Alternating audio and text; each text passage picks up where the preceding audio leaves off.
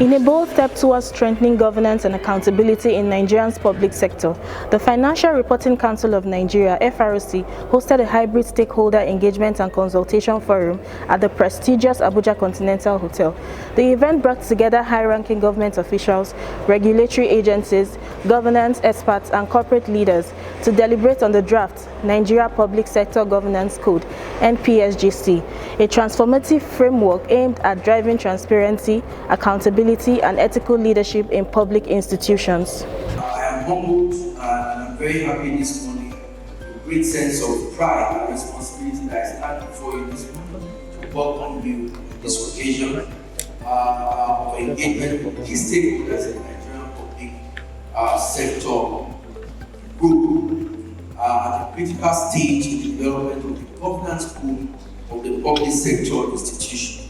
I appreciate your prompt response to our invitation and the sacrifice of the time that you have made this morning to be present physically and those who have joined us virtually on this occasion.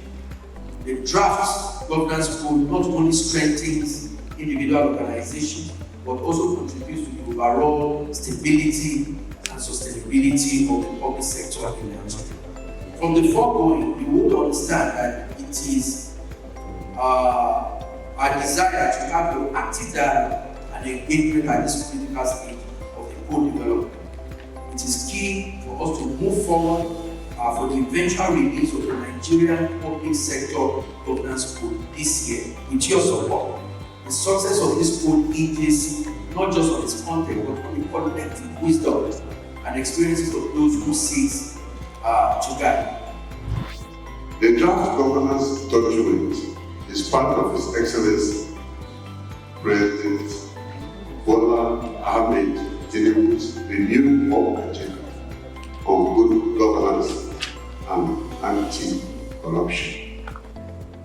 The objective is to enhance accountability, transparency, and integrity, as well as prevent conflict of interest and corruption among public sector officers. The Nigerian Public Sector Governance Code, prepared by the Financial Reporting Council, is a very commendable effort towards improving governance, not just in our public sector entities, but also setting a standard for the private sector, so that we can have a better economy. We appreciate the driving principles of this effort.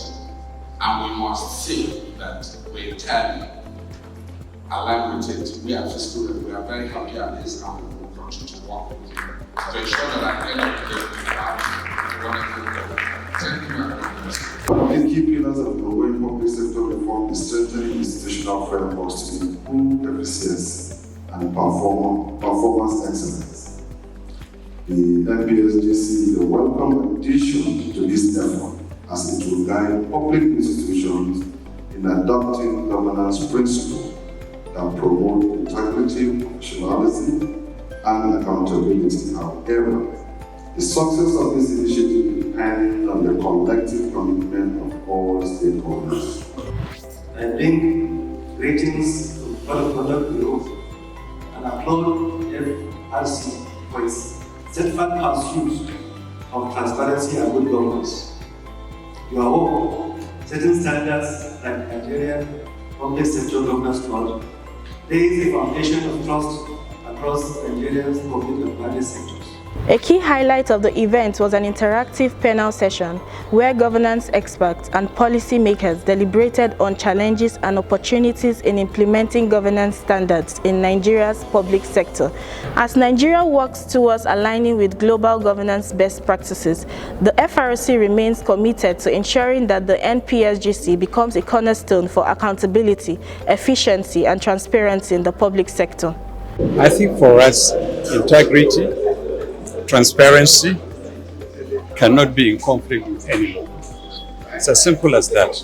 And if indeed we are focusing on promoting transparency, ethical standard, good governance, then there will be no law that will go contrary to that. So to that extent, we expect public servants to ensure that whatever we're doing will be guided by this code which emphasizes those basic principles. We are looking for good conduct, good character of institutions and organizations that will improve service delivery in the public service. So the code is not an instructional book, it's a guide that you will have to practice. Professional bodies have code of ethics, isn't it? The public service should have a code of ethics. So it's not going to have any conflict with any existing law. It's only adding value to it. And if all of us imbibe it, we may not need policemen, we may not need EFCC,